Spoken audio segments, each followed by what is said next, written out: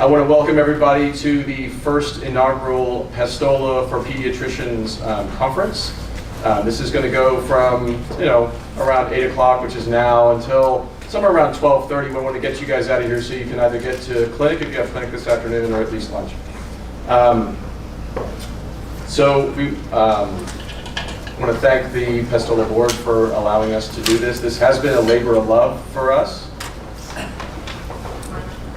Yeah, I can't make it work. It's on, but it's not.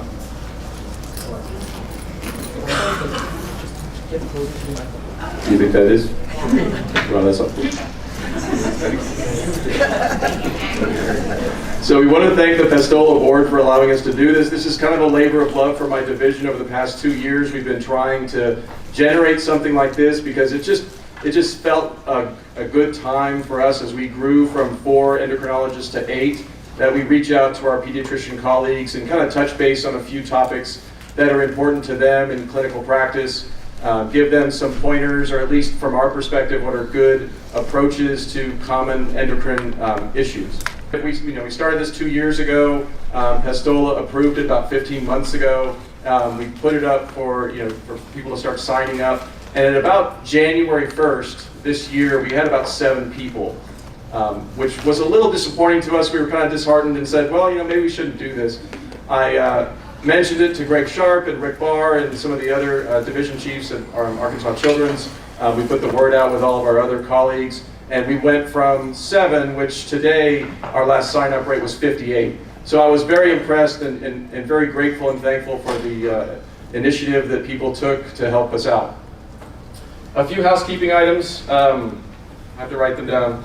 Of course, we know where the bathrooms are. You guys are welcome to get up there just around the corner right where you registered. If you are interested, the symphony is going on in the Robinson Center Saturday night at 7:30. They still have tickets, so if you want to go do that. And the last item is the CME. So make sure if you didn't sign in at the registry at the table up front, please do so before you leave, and then turn in the evaluation paperwork so you can get your certificate. With that being said, we're going to get started. Our first topic is a duo of Dr. Amir Toss and Dr. Shipper Bansal. They're going to talk to us about thyroid.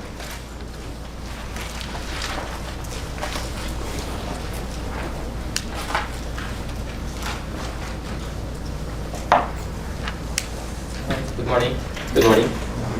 There are advantages of being short, so you can be close to the microphone.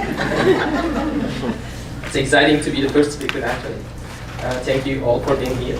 And I'll talk about congenital hypothyroidism. I have about 10-15 minutes, and then I'll pass the word to Dr. Bansal. I have no financial relationship to disclose. However, I am a consultant physician for the Department of Health Newborn Screening Committee. And here are the objectives of my talk. All right, I'd like to start with some of the statistics from Arkansas. Here in this pie chart, you see the total number of cases diagnosed to have a congenital problem through newborn screening program in the last 11 years. So each pie represents different years. So this green here, number 67, is from 2009, and going on the clockwise direction all the way to the last year, fiscal year 2019, with 105 total cases. Out of these 910 confirmed cases of congenital problems in the last 11 years, 396 of them were congenital hypothyroidism. So in other words, about 40% of the confirmed cases of newborn screen were congenital hypothyroidism. And if you just specifically look in fiscal year 2019, out of this 105 confirmed cases, 66 of them were congenital hypothyroidism. So I think these numbers are telling us that congenital hypothyroidism is one of the commonest congenital problem that's being diagnosed through the newborn screening program. And these statements are from the Arkansas Department of Health website. Congenital hypothyroidism is a condition or a disease which causes irreversible brain damage and mental retardation unless it's detected and treated at a very early stage in the life of a newborn individual. and I underscored at a very early stage in the life. There's really no clear-cut definition of this early stage. So there are a lot of literature out there, which I'm going to discuss a little bit later.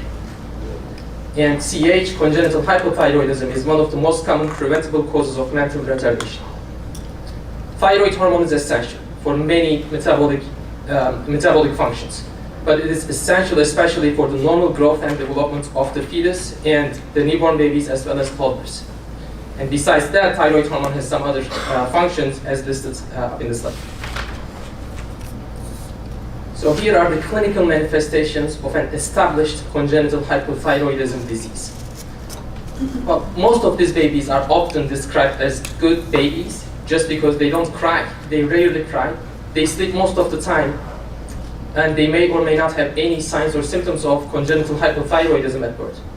Decreased activity, large anterior fontanelle, prolonged jaundice, hypotonia, coarse facial features, microglossia, and some others. But these are signs and symptoms of an established disease. So once an affected baby presents with such a sign and symptom, it kind of actually tells us the severity of the condition. So most of the babies, if not all, have no symptoms at all. And that's the purpose of newborn screening, to detect these babies even before they become symptomatic, so we can treat on a timely manner. So as said, majority of the newborns with CH do not have obvious manifestations, and that's likely due to transplacental passage of thyroid hormone. Therefore, the clinical diagnosis is difficult, so screening is crucial to identify these babies.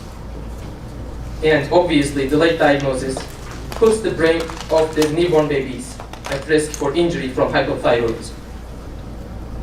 And as a result, treatment should be started as soon as possible. This is a classical picture of an affected baby with hypothyroidism before the screening became routine. So on your left-hand side, you see some of the classical physical exam findings of an affected baby. So coarse facial features, the baby is puffed up. I see the tongue is protruding, it's kind of microglossia. And after treatment began, some of the symptoms or signs have disappeared. However, this baby was noted to have moderate to severe mental retardation, unfortunately, just because the diagnosis was not made until after the symptoms were established. In the seminal paper from 1972, here on the top bar graph, this is the average IQ of the control group or unaffected babies. And here is the average IQ, mean or median IQ of the babies affected with congenital hypothyroidism. So delaying diagnosis for a few weeks to a few months causes significant decline in the IQ of the babies. In developed countries, most babies are diagnosed through the newborn screening program. However, only about 25% of the babies are born in developed countries. So meaning that 75% of the babies born elsewhere, not in the US, not in developed countries, basically they are not going through routine screening program. So how do we screen the babies with congenital hypothyroidism here in the United States, in Arkansas? As you're all aware, we do that through the heel prick blood sampling that are collected after the first 24 hours, and usually between 24 to 36 hours of life. And they are all mailed to centralized laboratory at the Department of Health in Little Rock. There are 3 different approaches to screen for congenital hypothyroidism. Here in Arkansas, in most other states, we have adopted primary TSH and backup T4 method. So what it means, we basically measure the TSH in the filter paper, and if the TSH level is above the threshold for that specific age, we then measure T4 level. And I'll show you an example of a newborn screen, an abnormal newborn screen for CH. There you go. So it's a little bit small perhaps, but this is the report that the Department of Health shares with the primary physician of an affected newborn. So demographics of the newborn baby, including the gestational age, the birth weight of the baby. Let's see, that's something. Okay. And here it reports the TSH value of the baby as 189 for this patient. And they also report T4 value of this baby, which was 14.3 for this patient. And as you could see, TSH was flagged as abnormal, and T4 was flagged as normal. And here on the bottom, you see the recommended actions from the Department of Health. Highly elevated thyroid stimulating hormone, further testing is indicated. So once you receive such a letter from the Department of Health, basically contact with the family and recall the baby for immediate evaluation, examination. But remember, these babies are not going to have any signs or symptoms of thyroid problem. Confirmatory blood test is usually TSH and free T4. Sometimes we are seeing some other tests are also being ordered. However, these two are more than enough actually to confirm a diagnosis, TSH and free T4. And all textbooks and guidelines say that the initiation of hormone replacement treatment should not be delayed until confirmatory results have returned. So in other words, start treatment just based on the newborn screening results. However, when we did a survey of the community pediatricians and providers last year through the Department of Health, 75% of the respondents said that they prefer to wait the results of the confirmatory blood test before starting the thyroid hormone replacement. So, and I think there's a basis for that. Perhaps when the guidelines were written, it was taking days or weeks until the TSH and free T4 levels come back. But now, we have the results of TSH and free T4 levels be back within hours, even before actually the patient makes the pharmacy to pick up their medication. However, don't get me wrong, I'm not saying that wait until after TSH and free T4 are back, but it's best to basically understand your logistics and go from there, basically. Here in this table, I am just showing you the number of newborn screening in the last 6 months and positive results for congenital hypothyroidism. So in the last 3 months of 2019, 315 babies tested positive for CH. However, only 9 of them confirmed to have CH based on the confirmatory blood testing. So if you follow the guidelines, all 315 babies would have started thyroid hormone replacement. But if you have the results of TSH and free T4 within an hour or so, then I think you understand me. So just basically you balance your decision. So the timing of treatment initiation and frequent monitoring of thyroid functions are crucial to ensure the best neurodevelopmental outcome, because there is an inverse relationship between the age of diagnosis and treatment and IQ of the affected baby. Before screening became established, mean IQ of affected babies were only 89 when they were diagnosed around 3 months of age. And as the diagnosis got delayed, as you could see, the IQ of the affected babies significantly declined. So earlier the treatment begins, better the outcomes.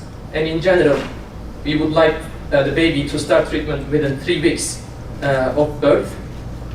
And that's what most guidelines and recommendations are basically based on. Thank you.